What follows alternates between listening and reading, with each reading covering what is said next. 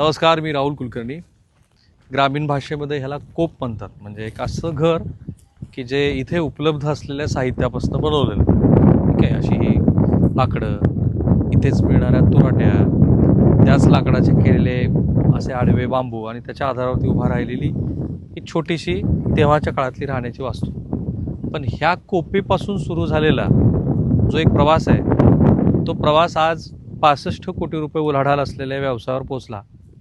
आणि जो व्यवसाय, ज्याला आपण मी तर म्हणेन की ज्यांनी हा व्यवसाय केला तो खऱ्या अर्थाने महाराष्ट्राचा नव्हे देशाचा थर्माकोल मॅन किंवा टॉयलेट मॅन सुद्धा आपण त्याला म्हणतो. हे दोन व्यवसायामध्ये या व्यक्तीनं अफाट असं यश मिळवलं. मानेसाहेब या, नमस्कार, तुमचं स्वागत आहे.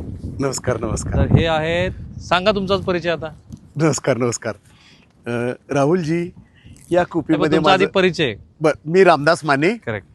माझं गाव लोदवडे, इथून 7 किलोमीटरवरती अंतर आहे. तालुका मान, जिल्हा सातारा. आणि गावातलं घर पडलं माळवादाचं, पण राहायचं कुठं, तर वडिलांनी ही कूप बांधली. मी त्यावेळी 3.5 वर्षाचा होतो. या कुपीमध्ये माझं 6 वर्ष माझे गेले. इथूनच माझी शाळा इथून 7 किलोमीटर लांब आहे. आई बघा ह्या रस्त्याने अशीच काही पायवाट दिसे, अशीच मला ह्या दऱ्याखोऱ्यातनं झाडाझुडपातनं अगदी लोदवड्याला जायची 7 किलोमीटर मला सोडायला, आणि संध्याकाळी 5 वाजता परत घ्यायला यायची. तर अशा पद्धतीचे पहिली दुसरी आईनं मला लोदवड्यापर्यंत पायीच सोडलं आणि परत ती घ्यायला यायची. ह्या कोपटात किंवा कोपीत तुम्ही झोपायचा? ह्या कोपीमध्ये 6 वर्ष मी राहिलोय. आई इथं स्वयंपाक बनवायची आणि आम्ही झोपायला इथं बाहेर यायचो. किंवा जर हिवाळा वगैरे असला, पावसाळा जर असला, तर आम्ही आत कोपीत झोपायचो. इथं आम्ही सगळी 5च्या 5 म्हणजे आई वडील आणि माझी 2 भावंड, अशी 5 माणसं आम्ही ह्या कोपीत 6 वर्ष राहिलेलो आहे. गोष्ट आहे 70च्या दरम्यानची गोष्ट आहे. 68-70 आता 2025 पर्यंत तुम्ही जगातले किती देश फिरले? मी जगातले 182 देशात जाऊन आलेलो आहे. पृथ्वीला 3 वेळा वेढा मारलेला आहे. आणि तुम्ही मगाशी जसं प्रश्न विचारते, 45 देशामध्ये माझं निर्यात आहे. म्हणजे अगदी मला सांगायला आता आनंद वाटतोय, पण ज्या काळात मी तर राहत होतो त्या आजूबाजूला काही नाहीये. मला रात्रीची तर भीती वाटायची. तुम्हाला आज लोक काय म्हणून ओळखतात? Thermocol man. हो, आज मला कोण थर्माकोल मॅन म्हणतं, कोण टॉयलेट मॅन म्हणतं, कोण सेल्फमेड मॅन म्हणतं. म्हणजे अशी 3 टोपण नावं आहेत. तर थर्माकोल मॅन का म्हणतात की अगदी भारतात तुमच्या घरात जे थर्माकोल आले, थर्माकोल रामदास मानेचा किंवा मानेसाहेबांच्या मशीनमधून तयार झालाय. टॉयलेट मॅन का म्हणतात की टॉयलेटचा मी जन्म दिला, 70,000 टॉयलेट आपण 28 स्टेटमध्ये दिलेली आहेत. तर तुमचं स्वागत आहे. आणि ही सगळी कहाणी तुम्ही ऐका आणि ह्याच्यातनं काय तुम्हाला प्रेरणा मिळते तेही आम्हाला कळवा.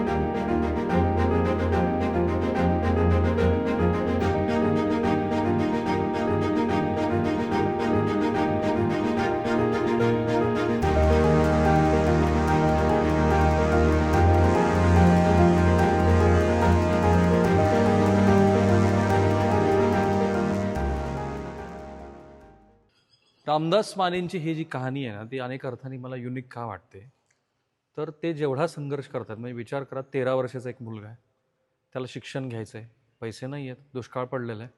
आणि अशा वेळेला हा मुलगा तिथे रोजगार हमीचं जे काम सुरू आहे तिथे जातो. तिथे मुल्ला नावाचा एक वर्षर आहे, त्याला तो विनंती करतो की मला काही करा, पण मला पाठ्यपुस्तकं घेण्यासाठी पैसे हवेत आणि तेवढं काम करू द्या. मग ते सांगतात की एवढ्या ब्रासचं तू काम कर, तेवढं जर तू काम केलंस तुला मी पैसे देईन. आणि हा रामदास तेव्हा 13 वर्षाचा तेवढं काम त्यांना करून दाखवतो. 2 वेळेला त्याच्या हातातला जो टिकाव आहे, जेवढा खोलीवरती ते जायला हवं तेवढं जात नाही, पण तो रडायला लागतो. कारण त्याला असं वाटतं की आता पैसे मिळणार नाहीत. परंतु त्यानंतर मुल्ला हे सदगृहस्थ त्याची ती जी शिक्षण घेण्याची चिकाटी बघून त्याला कामावरती ठेवतात. आणि जेवढं काम करणं गरजेचं आहे तिथून रामदास माने शिकले. ही पेटी जशी तशी मी माझ्याकडे ठेवलेली आहे, माझी आठवण म्हणून. आणि हे 20 रुपये मी घेऊन पुण्याला गेलेलो आहे या काळामध्ये. आणि त्या काळामध्ये माझ्या आईला ही लग्नाची पेटी तिच्या लग्नात मिळाली. आणि त्याच्यानंतर ती मी ज्यावेळी पहिल्यांदा पुण्याला निघालो, तर आईनं ह्या पेटीमध्ये एक पिशवीमध्ये पीठ 1 किलोचं एक राखेल भरून आणि हे पितळी तांब्या मला त्यावेळी दिलं की बाळा, तुला जर कुठं भूक लागली तर तू काहीतरी झाडाखाली स्वयंपाक करून काहीतरी पोटाला खा. अशी ती पत्र्याची पिटी ती अगदी जपून ठेवलेली आहे. आणि हीच पेटी घेऊन तुम्ही पुण्याला गेलो. बस स्थानकावरती झोपले. बरोबर आहे. हा, पुण्याला किती गेलो. दिवस बस स्थानकावर आणि पाण्याच्या हा, टाकीखाली अगदी किती? बरोबर आहे. हा, तर ही पहिल्यांदा ही पत्राची मी सातारला गेलो पहिल्यांदा, हम्म. आणि बस स्थानकावरती मी 3 दिवस झोपलो. आणि त्याच्यानंतर ज्यावेळी पोलिसांनी मला ते काठीनं डोसलं, हे इथं झोपायचं नाही, का झोपलाय रे? मग त्यावेळी मी त्यांना म्हणलं, साहेब मी इथं आयटीआयला लागलोय, माझं इथं कोणी ओळखीच नाही, माझी राहायची सोय नाहीये. आणि मग त्याच्यानंतर ते म्हणजे जा बाहेर. तर ही पत्र्याची पिठी डोक्यावर घेतली आणि मी एसटी स्टँडच्या बाहेर गेलो. आणि 2 तासानंतर पोलीस गेल्यानंतर मग मी तिथं आलो. आणि मला असं वाटलं की आता 2 वर्ष आपल्या इथं काढायची आहेत, तर बाबा इथं हे पोलीस तर झोपू देत नाहीत. मग ते एसटी कॅन्टीन जे आहे सातारचं, तर त्या एसटी कॅन्टीनवाल्यांना मी विनंती केली की बाबा असं असं मला इथं 2 वर्ष माझा आयटीआय नंबर लागलेला आहे आणि माझी राहायची सोय नाही, आपण जर मला थोडं काहीतरी काम दिलं तर बरं होईल. मग त्यांनी सांगितलं, बाबा तू उद्यापासून सातारला त्यांच्या कॅन्टीनमध्ये किंवा रात्री 11 ते पहाटे 5 तू वेटरचं काम त्यांनी मला दिलं. आणि म्हणून ते 2 वर्ष मी सातारच्या एसटी कॅन्टीन वेटरचं काम केलं, दिवसा आयटीआय केली. आणि मी आयटीआयला पहिला आलो. आणि त्याच्यानंतर मला महिंद्रा सिंगचा अप्रेंटिससाठी लेटर दिलं आयटीआयच्या प्रिन्सिपल साहेबांनी. ती पेटी आहे. ती पीटी आहे. हो सर. पण त्यांच्या ह्या बोलण्यातनं मला एक गोष्ट जाणवली की उद्योग व्यवसायामध्ये सगळ्यात गोष्ट महत्त्वाची काय असते तर ती असते बँक तुम्हाला कशी मदत करतात. तर रामदास मानेंनी थोडके नाही 130 कोटी रुपये जवळपास बँकेकडनं कर्ज घेतलं. आणि मी त्यांना विचारलं मानेंना, त्यातलं किती मानेसाहेब NPA झालं तुमचं? माझं एक पण NPA झालेलं नाहीये. बहादर. आणि त्याच्यानंतर मात्र एक प्रोजेक्ट आमचा लिबियाचा जो आहे, तिथं युद्ध चालू झालं होतं आणि ते पहिला प्रोजेक्ट आम्ही लिबियाला दिला, तो ओके झाला, त्याचे पैसे आम्हाला मिळाले. दुसरे 2 प्रोजेक्ट लिबियाचे मिळाले आणि ते आमचा प्रोजेक्ट तयार झाला. आणि ज्यावेळी आम्ही डिस्पॅच करणार, एक्सपोर्ट करणार, त्यावेळी तिथं युद्ध चालू झालं. आणि त्याने आम्हाला फोन केला की बाबा आता युद्ध चालू झालं, तुम्ही मशीन काय पाठवू नका, त्या पोर्टवरती तशाच पडतील. आणि त्या थांबल्या मशीन. आणि त्याच्यानंतर तो प्रोजेक्ट त्यांनी काही उचलला नाही. त्याच्यामुळे आमची 1.5 कोटीची ऑर्डर जी आहे तर ती आमची तशीच राहिली. पण ते अकाउंट आम्ही NPA होऊ दिलेलं नाहीये. आम्हाला तशाच टाईपची एक ऑर्डर दुबईमधली मिळाली. आणि तो जो प्रोजेक्ट त्याला अल्टर करून आम्ही तो प्रोजेक्ट आहे तो दुबईला पाठवला. आणि आमचं ते अकाउंट NPA होऊ दिलं नाहीये. NPA अकाउंट होऊ नये ह्यासाठी तुम्ही विशेष प्रयत्न करत होतात की ते सगळं जुळूनच येत होतं? नाही, विशेष प्रयत्न करत होतो. कारण LC ज्यावेळी असते त्याची मुदत असते 6 महिने. म्हणजे 6 महिने तुम्ही आम्हाला बँकेनं पॅकिंग क्रेडिट दिलं, कारण त्याला आम्हाला निश्चित रिझर्व्ह बँक कमी रेट लावते, इंटरेस्ट कमी देते. आणि त्याच्यानंतर ते जर 6 महिन्यात प्रोजेक्ट जर पुरा नाही झाला तर मग आम्हाला बँकेला रिक्वेस्ट करावं लागतं की बाबा आम्हाला अजून 6 महिने वाढवून द्या. कारण एखादा प्रोजेक्ट बनवणं म्हणजे त्या मशीनचं डिझाईन करणं, त्याचं मॅन्युफॅक्चरिंग करणं, त्याचं सगळं पूर्ण म्हणजे एखादं मशीन बनवायचं म्हणजे एखादं लग्न केल्यासारखा प्रकार. एक मशीन बनवायचं म्हणजे त्याच्यामध्ये हायड्रॉलिक आलं, न्यूमॅटिक आलं, फॅब्रिकेशन आलं, लोखंड आलं, इलेक्ट्रिकल आलं, अशा सगळ्या टाईपचे एक्सपर्ट लागतात, सगळ्या टाईपच्या मशिनरी लागतात. आणि मग हे सगळं जुळवून आलं ते सगळं. आणि तो प्रोजेक्ट म्हणजे नुसतं एक मशीन नसतं, त्याच्यामध्ये 20 ते 25 मशीन असतात. म्हणजे कमीत कमी 3 सेप मोल्डिंग मशीन असतात, एक प्रिफॉर्मिंग मशीन असतं, एक ब्लॉक मोल्डिंग मशीन असतं.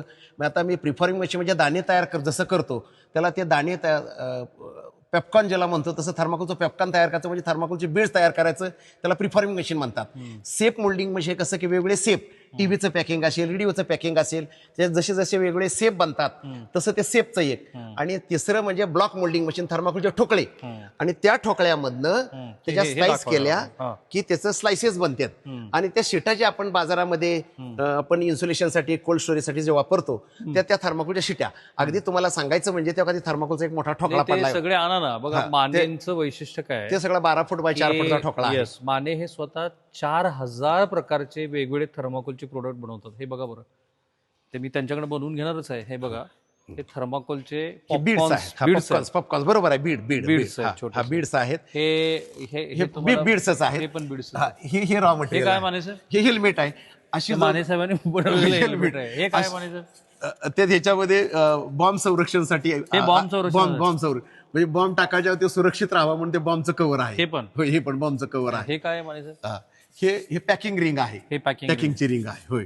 हे मानेसाहेबांचे 4000 प्रोडक्ट पैकी ना काही प्रोडक्ट मी तुम्हाला दाखवते. चला ना. Yes sir. आणि त्याच्यानंतर मानेसाहेबांनी बनवलेले हा एक प्रोडक्ट आहे. हो. हा काय प्रोडक्ट आहे बरं? ह्याच्यामध्ये एक पार्ट, इलेक्ट्रॉनिक पार्ट ह्याच्यात पॅक होतो, Right. त्यासाठी हे प्रोडक्ट आहे. हे दाखवा ना, हे हा. प्रोडक्ट दाखवा. आणि हे बॉक्स, हे बॉक्स आहे. हा हे जे बॉक्स आहे ह्याच्यामध्ये पण पार्ट असे वेगळे हे राहतात. त्याच्यानंतर हे मेडिकलसाठी छोटंसं बॉक्स लागतं, मेडिकल बॉक्स. त्याच्यानंतर केकसाठी सुद्धा असे बॉक्स वापरले जातात, केक पॅकिंगसाठी. हे बजाजचे फॅन आहेत, ते फॅन पॅकिंगसाठी हे बॉक्स लागतं, फॅनचं पॅकिंग. करेक्ट. फॅनचं पॅकिंग. प्रत्येक जण ना, तुम्ही ह्या केलेल्या प्रोडक्टला स्वतःला रिलेट करत असणार, कारण हे कधी ना कधी तर त्यांच्या घरी आलेलं आहे. यापैकी एक तरी product. By the way, Mane साहेबांनी ऍग्रिकल्चर म्हणजे शेती क्षेत्रामध्ये हे आता हे थर्माकोलचं बॉक्स आहे, हे वेगळं लोक गारेगार विकतात बाहेर. गारेगार म्हणजे थंडी, गारेगार म्हणजे तुम्हाला आठवलं ना शब्द, तो लहानपणीच आपला आहे. हे गारेगार विकायसाठी असतं. हे गारेगार विकण्यासाठी. हा. त्याच्यानंतर हे मेडिकलसाठी आहे. औषधं वगैरे जे आहेत ना, ह्या कोणी एक्सपोर्ट करायचे असतील तर बॉक्स मध्ये हे टाकून हे औषधं एक्सपोर्ट खऱ्या करण्यासाठी. अर्थाने थर्माकोल मॅन आहात. वा वा वा, थँक्यू सर, थँक्यू सर. आणि मग माने साहेबांनी, आता आपल्याला माहिती आहे की आपल्याकडची कृषी निर्यात खूप वाढते आहे, होय. तर मी त्यांचं हे प्रोडक्ट बघितलं, 4 kg ग्रेप बॉक्स. याच्यामध्ये 4 kg येतं, 8 kg येतं, 3 kg येतं, 10 kg येतं, असे 4 टाईपचे हे बॉक्स आहेत. हे इलेक्ट्रॉनिक इंडस्ट्रीला लागणारे पॅकिंग. आणि हे जे आहे क्रँकशाफ्ट जे आहेत ना, ते एक्सपोर्ट करायसाठी ह्याच्यात क्रँकशाफ्ट अशा ह्याच्यात क्रँकशाफ्ट ठेवतात आणि ते एक्सपोर्ट करायला ते डॅमेज होऊ नये. एक मिनिट, तुम्ही मला असं सांगितलं होतं माने साहेब, ते आपण जरा एक त्याची स्ट्रेंथ टेस्ट करून बघू. हो, करा करा करा करा करा. हो हो हो. इम्पॉर्टंट महत्वाची गोष्ट काय मी तुम्हाला सांगतो, ह्या व्यवसायामध्ये संधी कुठे आहेत. माने साहेबांनी मला असं सांगितलं की हे जे ग्रेप एक्सपोर्ट करतात त्याची मागणी एवढी जास्त आहे की ते आणि तत्सम व्यवसाय करणारे लोक ती मागणी पुरवठा करूच शकत नाही. अगदी बरोबर आहे, अगदी बरोबर, अगदी बरोबर आहे. होय होय. म्हणजे तरुणांनी तुमच्याकडनं काय शिकायला हवं, तर ह्या व्यवसायामध्ये प्रचंड संधी. Yes yes. दुसरी गोष्ट मला त्यांनी सांगितली की ह्या थर्माकोलचं वैशिष्ट्य असं आहे. त्याचं वैशिष्ट्य काय? हे क्रँकशाफ्ट पॅकिंगसाठी आहे. थर्माकोलचं वैशिष्ट्य काय? थर्माकोलचं वजनानं कमी, शॉक ऑब्झर्वेशन कॅपॅसिटी जास्त. ह्याच्यात एक इलेक्ट्रॉनिक इंडस्ट्रीमध्ये ज्यावेळी तुम्ही एखादं टीव्ही ठेवता आणि त्याची ड्रॉप टेस्ट करतात, ते ट्रकातनं ते खाली टाकलं जातं असं. हा, तर त्यावेळी ते ब्रेक नाही व्हायला पाहिजे, टीव्ही ब्रेक नाही व्हायला पाहिजे. करेक्ट. म्हणून ही इंडस्ट्री खूप मोठी आहे. होय, बरोबर.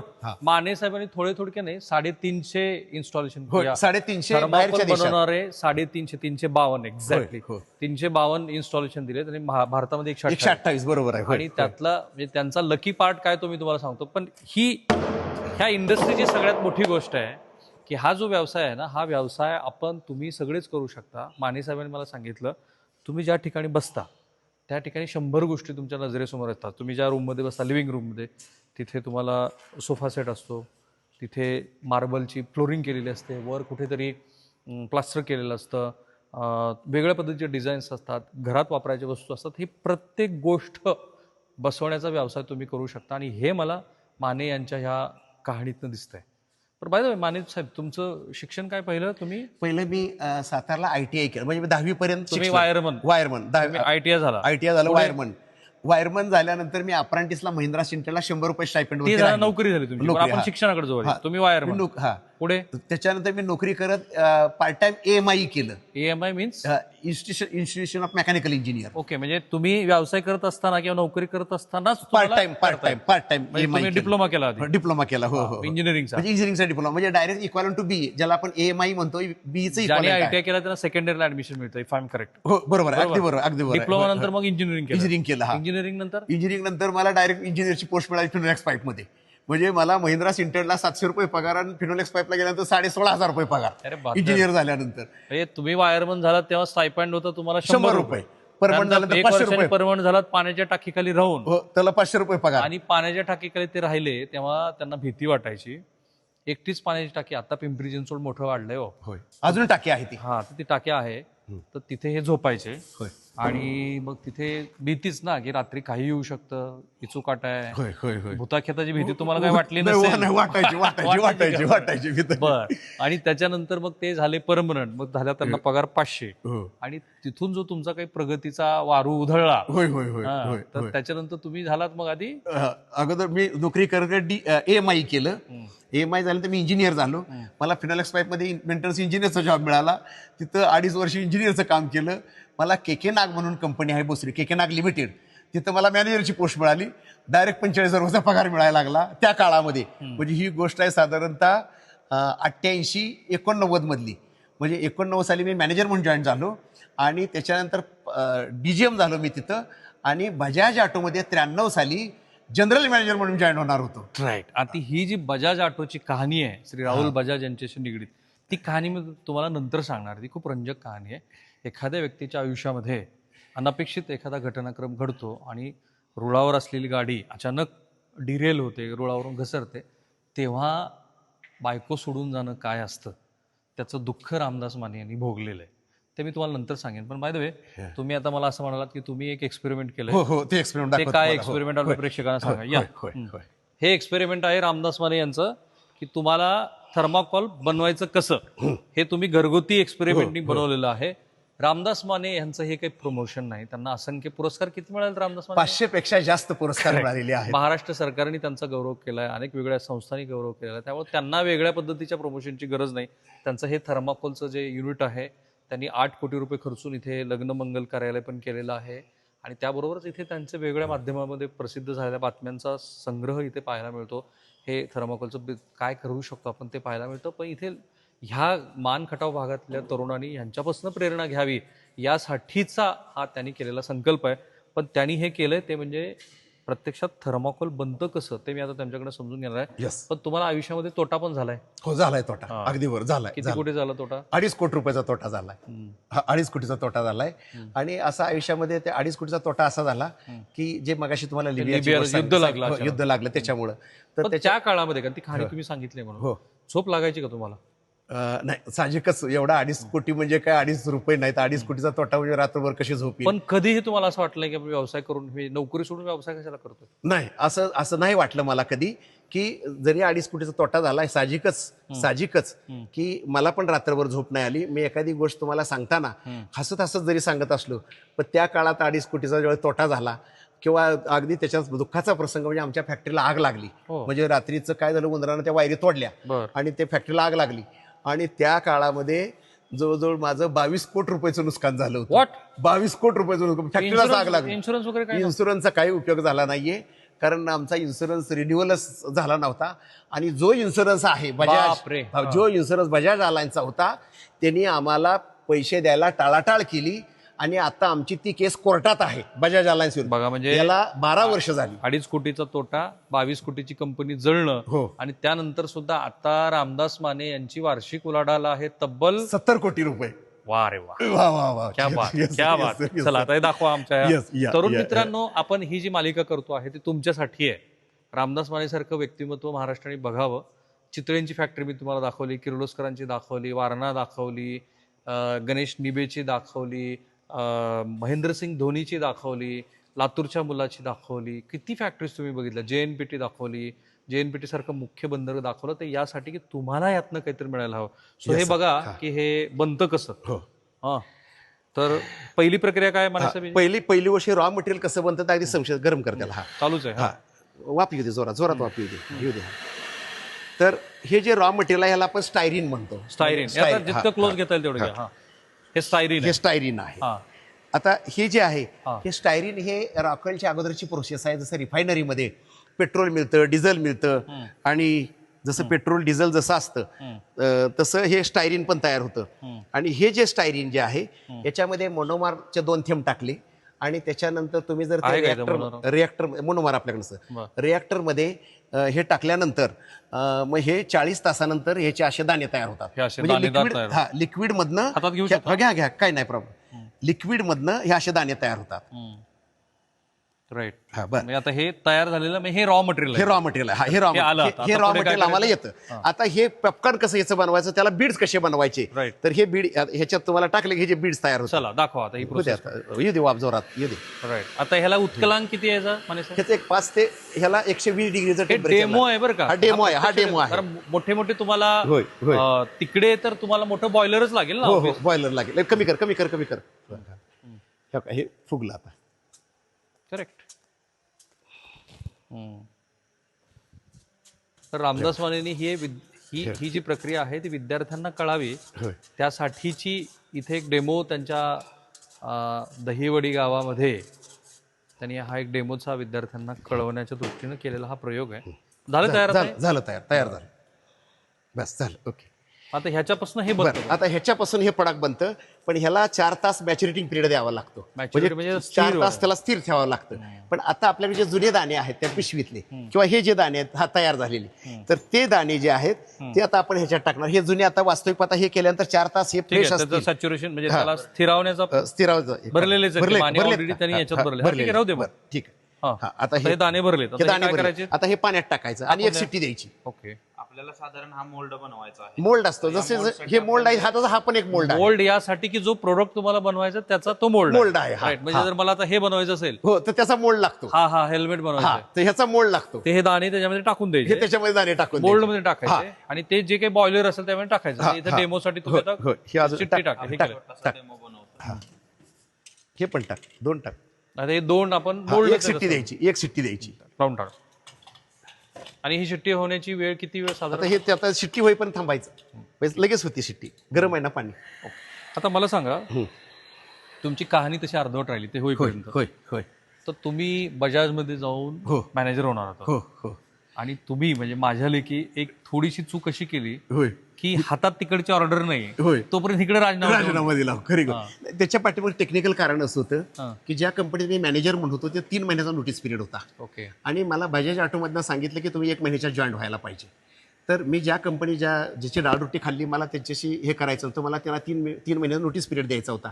मी 3 महिने नोटीस पिरियड दिला, कारण मला असं वाटलं की माझं काम होईपर्यंत किंवा तोपर्यंत इकडचं काम होईल. पण माझ्या त्या पिरियडमध्ये 2 इंटरव्ह्यू झाल्या आणि त्यांनी मला दुसऱ्या इंटरव्ह्यू सांगितलं तुम्हाला 1 महिन्याच्या जॉईन व्हावं लागेल.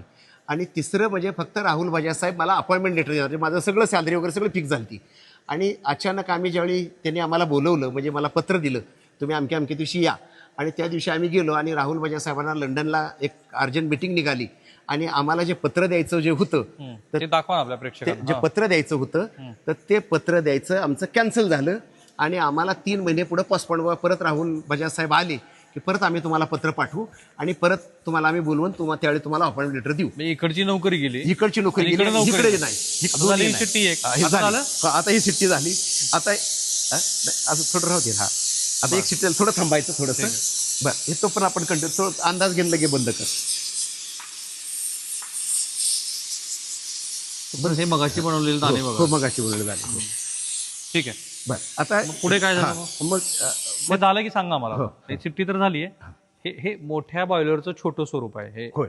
हा जो कुकर आहे हा छोटं स्वरूप आहे. हा, मग पुढे बरं, मग त्याच्यानंतर ते झाल्यानंतर आता 3 महिने घरी बसून काय करायचं. मी जातीवंत वायरमन ITIचा ट्रेड केलेला.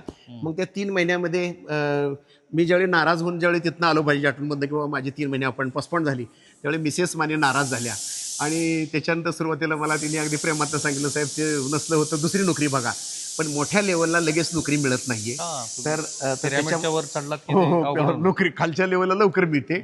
आणि मग त्याच्यानंतर मी आपलं वायरमन असल्यामुळे मी छोटी मोठी ते कामं करायला तयार सुरुवात झाले की आम्हाला आणून दाखवा इकडे पुढे. झालं तयार झालं साहेब. आता झालं तयार. हा, मग काय झालं मग पुढे काय झालं माने साहेब? मग त्याच्यानंतर मग मी वायरमन असल्यामुळे वेगवेगळी कामं करायला सुरुवात केली. म्हणजे तुम्ही मॅनेजर असताना तो जॉब गेला तर तुम्ही तो वायर job म्हणून परत- नव्याने सुरुवात. परत नव्यानं सुरुवात. पुन्हा श्री गणेशा. हा. पुरा श्री गणेश अगदी बरोबर आहे. मग त्याच्यामध्ये कुणाची लाईट बिघडली असेल, कुणाची मोटर जळाली असेल, कुणाचं लाईट फिटिंग करायचं असेल, कुणाचा पंखा रिपेअर करायचा असेल, कुणाची ट्यूबलाईट बसवायची, अशी सगळी कामं मी केली. आणि त्या पिरियडमध्ये थर्मोलाईट म्हणून सणसवाडीला जी कंपनी आहे तर त्यांना कळलं की केकेनाकचा एक मॅनेजर जो आहे तर त्यानं सोडलेला आहे आणि तो आता सध्या घरी आहे. मग त्या काळात मारुती 1000 तयार झाली होती आणि ते 1000 गाडी घेऊन माझ्याकडे आली आणि ते म्हणे आम्हाला गाईड करा बाबा, आमचा पण थर्माकोचा प्लांट आहे. आणि मग त्यांच्याकडे त्यांना म्हटलं बा ह्या मशीनचं ऑटोमेशन करून घ्या. तर ते म्हणे कसं करायचं, काय करायचं. तर मी म्हटलं बा त्याला माणसं लागतात, त्याला मटेरियल लागतं. मग ते म्हणे कुठली माणसं पाहिजेत. तर म्हटलं बा त्याला मला 2 इलेक्ट्रिशियन पाहिजेत, 2 फिटर पाहिजेत. आणि मग त्याच्याप्रमाणे त्यांनी मला माणसं दिली, मटेरियल दिलं आणि पहिल्या 2 मशीन मी त्यांच्या ऑटोमॅटिक केल्या. आणि त्या मशीन ऑटोमॅटिक झाल्यानंतर त्यांचं प्रोडक्ट 3 पटीनं वाढलं प्रोडक्शन. ते म्हणले की बाबा असं करा की आता हे काय अजून 4 मशीन बनवा. आणि 4 मशीन बनवल्यानंतर परत बोला हा, मग परत काय झालं? परत ते ते 4 दाखवूच, मशीन. आपले प्रेक्षक बघतच आहेत ते. हा. बरं, हा जो मोल्ड आहे ना मगाशी आपण टाकलेला तो आता गार पाण्यामध्ये टाकला की त्याच्यातनं बॉल तयार होईल. बरं.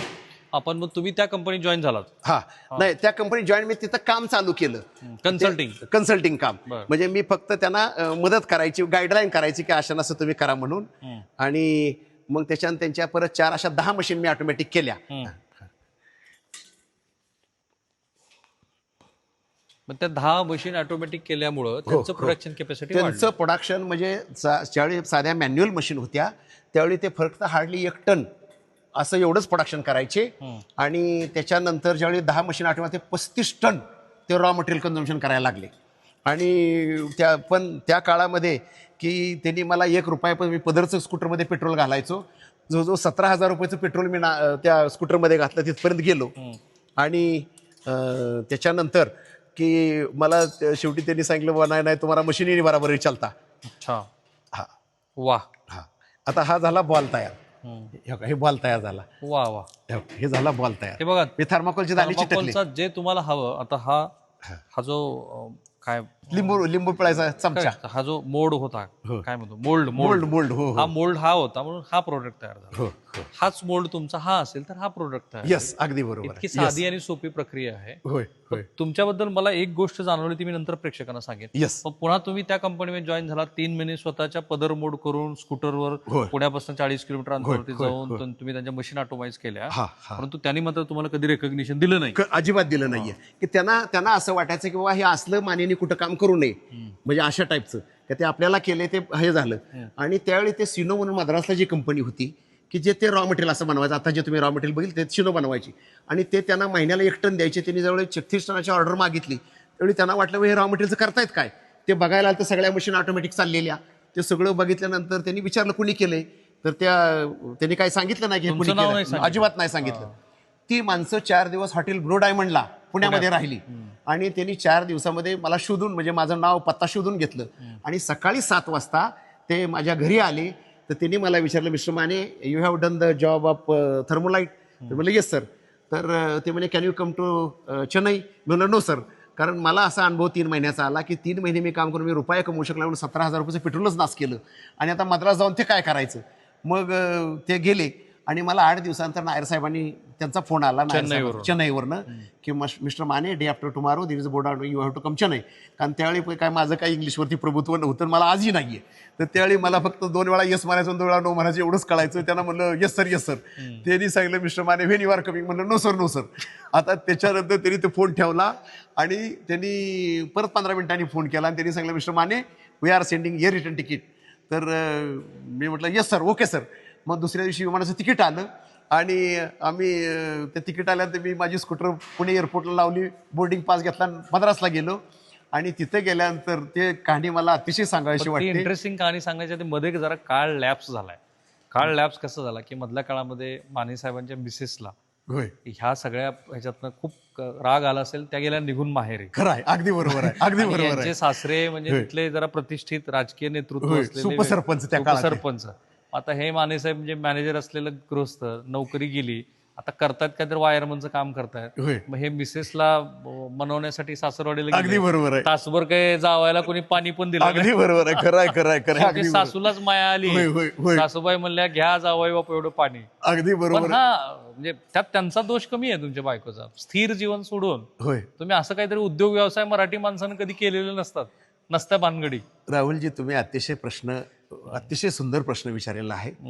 No risk no benefit. More risk no risk no benefit. More risk more benefit. मी जर ती रिस्क नसती घेतली तर आज मी राहुलजी तुम्हाला एवढा मोठा उद्योगपती दिसलोच नसतो. मी जर नोकरीच करत बसलो असतो, मी माझ्यापर्यंत आलाच नसता. आणि आज मला जे काही मला आपल्याला जे दाखवू वाटतं, सांगू वाटतं, तर केवळ ते रिस्क घेतल्यामुळेच आम्ही ह्या लेवलला पोहोचलो. सगळ्यात मोठ्या उद्योगपतीचा फोटो तुम्ही लावला. माझ्या अगदी बरोबर बोलला सर. हे रतन टाटा जे आहेत माझे आदर्श आहेत. आणि त्यांचा आदर्श घेऊन मी उद्योग क्षेत्रात आलेलो आहे. तर बाबा त्यांचं माझा आदर्श आहे, त्याच्यावर मी त्यांची प्रेरणा घेतो. आणि माझ्या परीनं मी माझ्या छोट्या कामामध्ये माझा प्रयत्न आहे की बाबा, जर रतन टाटांनी सुद्धा समाजसेवा खूप मोठी केली, मी माझा उद्योग करत असताना किंवा मी हे सगळं करत असताना की ज्या भागातनं मी आलो, तर त्या भागासाठी बाबा माझ्या ग्रामीण भागातल्या मुलासाठी बाबा त्यांना एक प्रेरणा द्यावी. की बऱ्याच वेळा मुलं असं म्हणतात की बाबा आमच्याकडे पैसेच नाही, आमच्याकडे भांडवलच नाही, आणि आम्ही काय करू. तर आता राहुल साहेब, मी तुम्हाला 10 वेळा सांगितलं असेल, माझ्याकडे काहीच नव्हतं. मी एका कुपीत राहत होतो आणि ती कूप तुम्हाला आता दाखवतोय. तर त्या कुपीतनं माझा प्रवास, आजूबाजूला 6 किलोमीटर वस्ती नाहीये, माझी फक्त गवताची कोप. आणि त्या गवताच्या कुपीपासून जे सुरुवात झाली की जे मला वाटलं की आपण रिस्क घेतली म्हणून तर पुढे गेलो. आणि अशा ह्याच्यातनं म्हणजे माझी जी सुरुवात झालेली आहे. आणि आवर्जून तुम्ही सांगा. जेव्हा चेन्नईला नायरकडे गेलात होय तो होय किस्सा फार भन्नाट आहे. अगदी बरोबर. ते सांगू का तुम्हाला? सांगा ना जरा, वा short वा मध्ये वा. सांगू. हा. तर ते आता पहिली गोष्ट कसं झालं की विमानात जायला मी आईबरोबर ढेकळं फोडत होतो. मी 4.5-5 वर्षाचा असताना. आणि ते उन्हाचा तडाखा लागला आणि माझी स्किन जळाली. माझी स्किन जळल्यानंतर त्यावेळी लहान मुलांना अंगभर कपडे नव्हते. म्हणजे मलाही नसायचे कपडे. म्हणजे एक टावेल किंवा कापड एक कमरेला बांधलेलं असायचं. आणि मग मी आपल्या झाडाखाली माझे 2 भावंड घेऊन आई एकटी ढेकळं फोडत होती त्या टिकावानं. आणि म्हटलं आई एकटी करते, आपण आईला थोडी मदत करावी. मी बारकी कुदळ घेतली, ढेकळं फोडायला सुरुवात केली. आणि ते उन्हाचा चटका असंच आता एप्रिल-मे महिने दिवस त्या उघड्या शरीराला ते उन्हाचा चटका लागला आणि माझी स्किन संध्याकाळी काळी निळी झाली. आणि ते मी संध्याकाळी आगाग लागल्यानंतर मी लागलो रडायला. तर मी रडायला लागल्यानंतर म्हटलं आई मला नाही तुझ्याबरोबर ढेकळं फोडायची, मला शाळेत जायचं आहे. म्हणजे त्या उन्हात लागलेला चटका, ते शरीराला झालेली आगाग. आणि त्या काळात डॉक्टर नव्हते साहेब. तर ते डॉक्टर म्हणजे त्यावेळी आम्हाला अर्धा लिटर 1 महिन्याला तेल आणायचं, गोड तेल. आणि ते गोड तेल दिव्याला पण वापरायचं, ह्याला स्वयंपाकाला पण वापरायचं. आणि अशा ह्याच्यातनं त्यावेळी ते गोड तेलच त्या लाल जिथं स्किन जळाली होती तिथं आईनं लावली. तिथं थोडंसं ते थंड पडलं. आणि मग त्याच्यानंतर मी आईला म्हटलं मला शाळेत जायचं आहे. आणि शाळेत जायचं म्हणलं मग आईनं आमच्या काही अंडी इकली, कोंबड्या इकल्या. आणि त्याच्यातनं मला एक खाकी चड्डी, पांढरा शर्ट, एक टोपी घेतली. आणि माझं त्या कुपीपासून जे गाव आहे ते 7 किलोमीटर अंदाजे ते जवळपास आहे. तिथं गुरुजीला म्हटली गुरुजी माझ्या मुलाला शाळेत घ्या. तर गुरुजीने विचारली जन्मतारीख काय, तर आईनं सांगितलं शिमग्याच्या अगोदर 4 दिवस. जुनी पद्धत. हा, 1 जून ही तर काय काय याची. हे मनोहर जोशीने तुम्हाला केव्हा दिला पुरस्कार? हा, तर हे उद्योग क्षेत्रातला उत्कृष्ट उद्योजक म्हणून त्याचं साल आता मला आठवत नाहीये. हा, तर त्यावेळी आपले SM कृष्णा साहेब होते राज्यपाल होते. आणि त्या काळामध्ये आम्हाला उत्कृष्ट उद्योजक म्हणून. पण तुम्ही नायरकडे गेलात हो, आणि त्यांनी तुमचं टॅलेंट ओळखलं. होय होय. ही फारच युनिक गोष्ट आहे. हा, आता साहेब ते तुम्हाला इंग्रजी येत नाही होय आणि त्यांना हिंदी येत नाही. होय, अगदी बरोबर. अगदी तुम्ही बोलताय त्या. काय झालं, ते सगळे मद्रासी माणसं त्यांची एकतर इंग्लिशमध्ये बोलायचे तर लोकल लँग्वेज बोलायचे. आणि 8 डायरेक्टर तिथले. आणि पणय्या साहेब चेअरमन त्यांचे हैदराबादला असायचे. तर ते बोर्ड ऑफ डायरेक्टरची मीटिंग तिथं ठेवली होती. आणि त्या 8 डायरेक्टरनी मला इंग्लिशचा एवढा भडीमार केला की मला तर एक इंग्रजी येत नाही. पण जेवढे एखाद दुसरा शब्द येईल तेवढा इंग्रजीचा बोलायचो. बाकीचं राहिलं हिंदी ते हिंदी पण नाही जमलं तर मराठीतनं बोलायचो. पण सगळ्याची उत्तरं दिली मी. आणि हे सगळी उत्तरं देत असताना त्या डायरेक्टरला ते मी काय बोललोय ते इंग्लिशवाले त्याला काय कळायचंच नाही. त्यांची केस अशी वर जायची. एक डायरेक्टर पळत डिरेक्ट डिक्शनरी आणायला गेला. आणि त्याच्यानंतर हा काय म्हणतोय ते बघायला गेला. तर ते पणय्या साहेबांनी ओळखलं की ह्याला इंग्रजी येत नाही. पण मी जे मराठीतनं हिंदीतनं सांगितलं त्या डायरेक्टर साहेबांना सगळं कळलं, चेअरमन साहेबाला सगळं कळलं. आणि मग चेअरमन साहेबांनी नायर साहेबाला सांगितलं मिस्टर नायर गिव्ह हिम 3 लाख रुपये डिमांड ऑफ ॲडव्हान्स पेमेंट आणि balance 3 lakh give after completion of कारण तुम्ही एक उत्तम होय ॲटोमाइज असलेली मशीन बनवली. होय, अगदी बरोबर. होय आणि त्यामुळं त्या चेन्नईच्या कंपनीचा जे इथे रॉ मटेरियल पुण्यात येत होतं, होय होय. समजा 3 टन येत असेल होय, ते थेट 30 टनावर. 35-36 टनावरती गेलं. होय. आणि त्यांना उत्सुकता वाटली की अरे हा कोण मनुष्य आहे की जो 3 टन घेत होता तो डायरेक्ट 30 टन आणि 36 टन घेतोय? Yes sir, yes sir. तिथून तुमचा शोध झाला. अगदी बरोबर आहे. तर माने साहेब हे तुमचं लार्जेस्ट. जगातलं सर्वात मोठं मशीन बनवलं ते. बर. आणि कुठे बनवलं तुम्ही हे पुण्यातल्या फॅक्टरीमध्ये बनवलं. आणि त्याच्यानंतर हे आपण मस्कतच्या राजाला दिलंय, ओमानला दिलेला आहे. हा पूर्ण प्रोजेक्ट मशीन आणि पूर्ण प्रोजेक्ट दिलेला आहे. बर. किती साईज आहे मशीनची? ह्या मशीनची साईज हे काहीतरी लिहिलंय 32 फूट बाय 26 फूट बाय 19 फूट. आणि हे थर्मोकोलचे प्रोडक्शन. थर्माकोलचे प्रोडक्ट म्हणजे त्याला आपण रूप इन्सुलेशन बोर्ड म्हणतो ना, थर्माकोलचे स्लॅबवरती टाकायला लागणारे. तर हे रूप इन्सुलेशन बोर्ड ह्याच्यातनं बनतात. म्हणजे दिवसाला जवळजवळ 10 ट्रक माल ह्याच्यातून तयार होतो. 10 ट्रक थर्माकोलचे सीट तयार होतात त्याच्यात.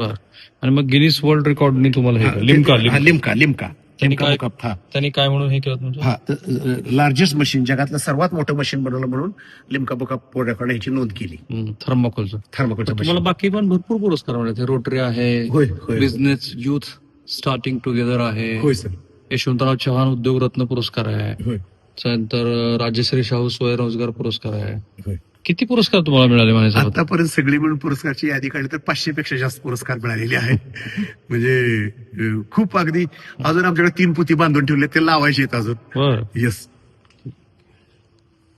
बघायला सुरुवात केली आणि तिथं माझ्यासारखा एक फोटो असा दिसला. त्याला म्हणलं हे माझ्यासारखा डुप्लिकेट माणूस येतो कोण आहे, ते बुक घेतलं आणि ते वाचल्यानंतर लक्षात आलं ही माझी स्टोरी आहे. तर मला ते तिथं कळलं की बाबा माझे बुक तिथं अमेरिकेमध्ये असे ते मॅगझिन म्हणून प्रसिद्ध केले जातात. म्हणजे मला त्याचा विशेष आनंद वाटला.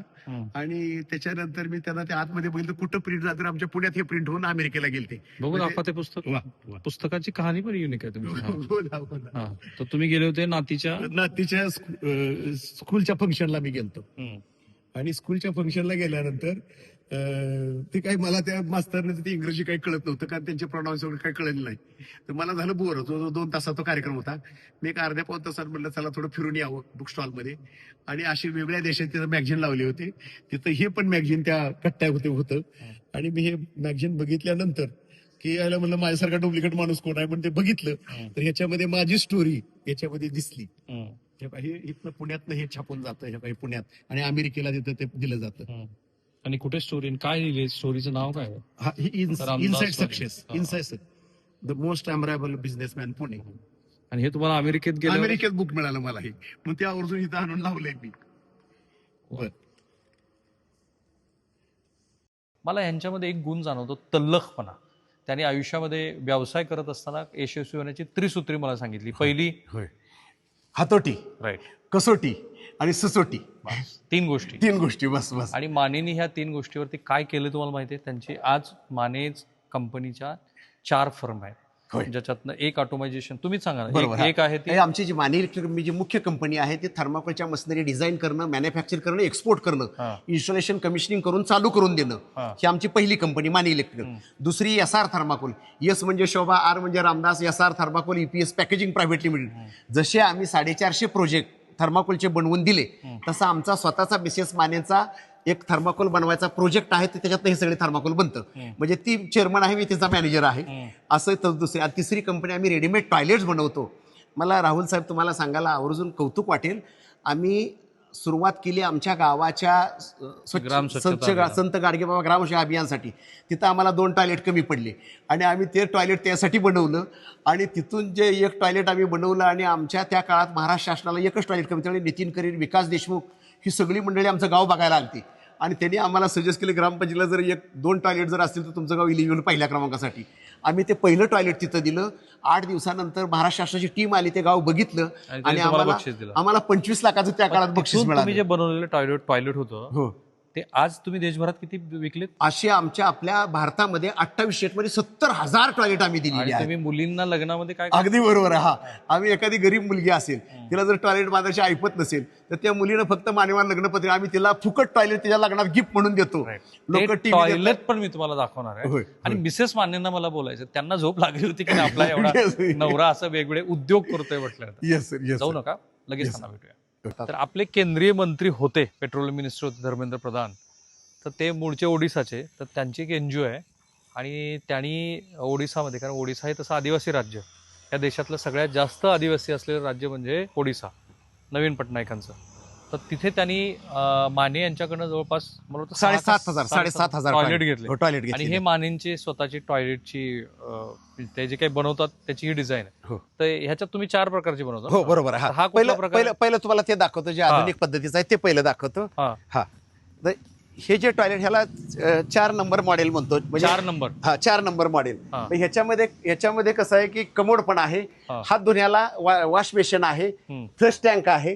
हे जे टॉयलेट आहे हे अगदी रेडीमध्ये होतं. म्हणजे अशा टाईपचं हे आहे की ज्याला म्हातारी माणसं आहेत त्यांना साध्या इंडियन टॉयलेटवरती बसता येत नाही, तर त्याच्यासाठी हे टॉयलेट आहे. ही पाण्याची टाकी जी आहे ती त्याचाच भाग आहे का? नाही, टाकी वेगळी, ते कस्टमरला बसावी लागते, कारण वेगळ्या भागात गेलं तर तिथं कुठली टाकी आहे किंवा आम्ही फक्त टॉयलेट रेडी देतो. टाकी त्या माणसाने बसवायची, प्लंबिंग वगैरे फक्त तिथं कनेक्शन जोडायचं काम ते त्या माणसानं करायचं. कारण ओरिसामध्ये जाऊन टाकी बसवून देणं आमच्यासारख्या माणसाला ते परवडणार. साईज किती आहे? काय झालं? साईज ह्याची? ह्याची जी साईज आहे ही 4 फूट बाय 3.5 फुटाची साईज आहे. आणि याची किंमत आहे 4 foot by 6.5 bye 7 foot height आहे. राईट. आणि ह्याची जी किंमत आहे ते 22,000 रुपये किंमत आहे. तुम्ही बनवता फॅक्टरीमध्ये? फॅक्टरीमध्ये जाऊन फक्त इन्स्टॉल करायचं, फक्त नुसतं ठेवायचंच, बाकी काय नाही. लोकल माणसाकडून ते प्लंबिंग तेवढं पाईप जोडून घ्यायचं. खालचं पीठ तर बनावं लागत असेल ना? बरोबर आहे, अगदी बरोबर आहे. जिथं सेप्टिक टँक आमचा रेडीमेड तो सेप्टिक टँक पण असतो. हा सेप्टिक टँकचाच भाग आहे. आणि हा सेप्टिक टँक असा सेम सेप्टिक टँक जमिनीत गाडलेला आहे खाली. आता आमच्याकडे इथं आता पाणी त्या काळात नाही, म्हणून आम्ही हे पाणी साठवायसाठी केलं. तर हा सेप्टिक टँकच आहे. म्हणजे जीसीबीने खड्डा घ्यायचा, सेफ्टिक टँक टाकायचा, हे टाकीचं एखादं जोड ह्या सेफ्टिक टँकला दिला की अगदी अर्ध्या तासात टॉयलेट चालू होऊन जातं. राईट. आणि Yes, sir. हा झाला एक. हा एक झाला. आणि ह्याच्यामध्येच आणखीन एक उपप्रकार आहे. हा नाही, हा हे एक प्रकार झाला. हा. आणि ह्याच्यातले 4 उपप्रकार आहेत. बर. तर ह्याच्यामध्ये हे जे आता बाथरूम आहे, हा. तर हे जे टाईल्स बसवले इथं साधं इंडियन टॉयलेट, इंडियन आपलं जे ओके. देशी- बाथरूम पण हा. एक आहे. हो, आणि त्याच ठिकाणी तुम्ही भारतीय बनावटीचं पण बरोबर आहे, अगदी बरोबर आहे. हे हा, झाले 2. हा 2. आणि आणि तिसरा? तिसरं जे आहे की त्याला कुठले टाईल्स वगैरे नाही, ते अगदी 18,000 मध्ये मिळतं. ओके. त्याला टाईल्स वगैरे फक्त ते भांडं बसवून द्यात मिळतं. बरोबर. टाईल्स लावले की त्याच्या 2,000 रुपयाचा खर्च वाढतो. पण मग आता तुमचं रोज किती टॉयलेट विकले जातात? आता महिन्याला 1,200 टॉयलेट आमचे विकली जातात. पर डेला 10चं प्रोडक्शन असं आहे. ह्या बाजूला आहे. हा. हा. नाही त्यांना म्हटलं पर डेला पर डेला किती? 10 टॉयलेट बनतात पर डे. हा. आणि असं महिन्याचे जवळ 250-300 टॉयलेट आमचे बनतात. पण महिन्याला सरासरी 1,200 टॉयलेट आमचे आता विकले जातात. काय हो हे माने मॅडम, ते अक्षय कुमार चित्रपट बनवलं ते ह्यांच्यावर नाही बनवलं? तुम्ही बघितलाय का तो टॉयलेट मॅन? पॅडमॅन होता तसा टॉयलेट मॅन. बरं, आपला नवरा एवढा उद्योगी आहे म्हटल्यानंतर तुम्हाला झोप लागायची का हे काय काय उद्योग? हा? तुमचं माहेर कुठलं? बर. किती शेती माहेरला? 40 एकर आहे. वा वा वा. तुमचे वडील उपसरपंच? हो. हा. आणि तुम्हाला भाऊ? भाऊ 4. 4 भाऊ आहेत. पण मग आता तुम्ही यांच्यावर लग्न केलं, ह्यानी तर नोकरी सोडून दिली. मग टेन्शन आलं. हा. पण तुम्हाला कधी वाटलं होतं की आपला नवरा एवढा यशस्वी होईल? नाही वाटलं. नाही ना. काय गुण दिसतात तुम्हाला यांच्यामध्ये? ते शून्यातनं प्रगती केली खूप. हो, पण गुण काय आहे त्यांच्यामध्ये? गुण जिद्दी आहेत. हा. जिद्दी आहेत, हुशार आहेत, कामात सचोटी आहे. भांडणं किती वेळ केली नवरा बायकोने? खूप वेळा ना. तुम्ही यांना काय म्हणत होतात? कशाला नसले हो? माहेरला किती महिने जाऊन राहिला होता? एक वेळ गेली होती रुसून, तेव्हा राहिली. किती महिने? त्याच्यानंतर किती महिने? एक 15-3 आठवडे. 3 आठवडे. मग पुन्हा हे चालेल नाही यायला. हो, गेला आले परत. आणि साहजिक आहे ना, कुठल्याही मध्यमवर्गीय मराठी कुटुंब, मध्यम कशाला, उच्चवर्गीय मराठी कुटुंबामध्ये सुद्धा व्यवसाय करणं हे आपल्याला काहीतरी फार वेगळं संकट वाढवून घेणं असं वाटतं. सो माने साहेब, तुम्हाला दोघांना मी हा प्रश्न विचारतो, मराठी माणसानं उद्योग करावा की करू नये? मराठी माणसांनी उद्योग जरूर करावा. का माहिती आहे का, आता भारत सरकार सगळ्याला नोकऱ्या देऊ शकत नाही, हे वास्तव आहे. आणि खाजगीमध्ये पण नोकऱ्या नाहीत. तर मराठी माणसांनी उद्योग क्षेत्रात यावं त्यांच्या परीनं. हा थर्माकोलचा एक कॉन्सेप्ट झाला. असं उद्योग करायला बऱ्याच खूप ऑपॉर्च्युनिटी आहेत. अगदी तुम्ही म्हणाल काय ऑपॉर्च्युनिटी, अगदी एखाद्या माणसानं माती जरी विकली, माती विकायचं काम केलं, हा पण व्यापार धंदाच आहे ना. इथनं माती उचलायची, जिथं शेती लागते, जिथं गार्डन आहे, त्या गार्डन आता बऱ्याच शहरामध्ये बंगले आहेत, त्यांना माती नाही मिळत. इथून जर ती माती घेतली, त्या बंगल्यावाल्याला सांगितलं तुला माती आणून देतो, त्याचे 2 पैसे तो द्यायला तयार आहे. कुठलाही व्यवसाय तुम्ही करू शकता. असं नाही की बाबा हेच करायला पाहिजे. तुम्हाला सांगतो, प्रत्येक व्यवसाय करत असताना 3 गोष्टीची गरज आहे. पहिली गोष्ट, जसं मगाशी मी तुम्हाला सांगतो, हातोटी, कसोटी आणि सुचोटी. तुम्ही जे प्रोडक्ट बनवता ते इतरांच्या पेक्षा स्वस्त असलं पाहिजे, इतरांच्या पेक्षा चांगलं असलं पाहिजे, आणि तुमच्याकडे सातत्य असलं पाहिजे सर्व्हिस द्यायचं. दोघांना मी एक सल्ला देतो. हो, तुम्ही तर आता व्यवसायात स्थिर झालेले आहात, तुम्ही ना महाराष्ट्राचा दौरा करा. नाही, खरं सांगतो मी तुम्हाला. बर, ओके. आता तुमची मुलगी कुठे आहे? अमेरिकेत. करेक्ट. काय करते ती? ती घरीच असते. IT मध्ये तुमचे जावई आहेत. आणि मुलगा काय करतो? मुलगा कंपनीच बघतो. स्वतःची कंपनी बघतो. बरोबर. आता तुमचं मत काय, मराठी माणसाने व्यवसाय करावा की करू नये?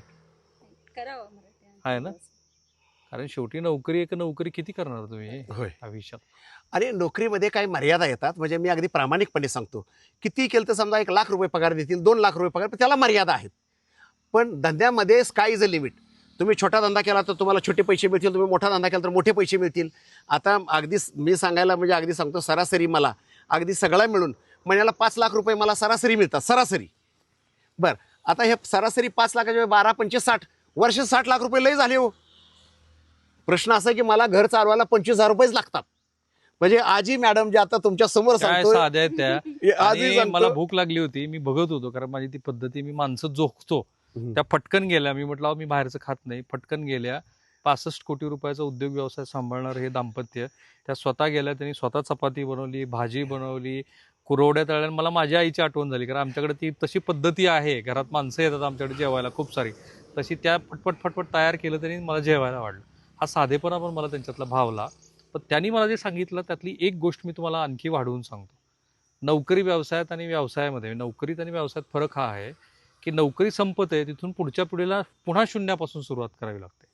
अगदी बरोबर आता बोलला. तुम्ही ती केलेली आहे. होय. आता त्यांच्या मुलाला काय करायचंय, त्यांच्या पुढच्या पिढीला आहे हे जे आहे त्यातनं पुढं कसं वाढवत न्यायचं ते आहे. आपण त्यांची पुण्यातली फॅक्टरी पण बघणार आहोत. कुठेही जाऊ नका, पाहत राहा NDTV. कॅमेरामन निकेतन मानेसह मी राहुल कुलकर्णी, NDTV मराठी. दहिवडी आहे ना आपलं गाव? दहिवडी. पण मूळचं गाव तुमचं वेगळं मूळचं आहे. गाव लोदवडे इथून एक 6 किलोमीटरच्या अंतरावरती आहे. हां. माझी विनंती आहे तुम्हाला, मी आपण तिथे जाऊया. घेऊन जाणार त्या आहे. पण गावामध्ये जाणार आहे. Yes, मी sir. गेलेलोच Yes, sir. होते. Yes, sir. थांबूया.